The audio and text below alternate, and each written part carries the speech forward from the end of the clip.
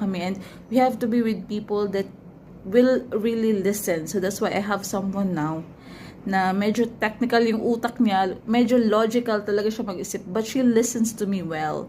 And I also listen to her. So, she's logical. Ako naman, medyo creative yung mind ko. So, when we are speaking with each other, she listens to my creations. She listens to my drama. She listens to everything that I'm saying, yung mga empathy ko, yung mga quotes ko, yung mga out of this world na mga visions ko, mga ideas. She listens well and she gives feedback. And ako naman, when she does she gives feedback logically, I accept it.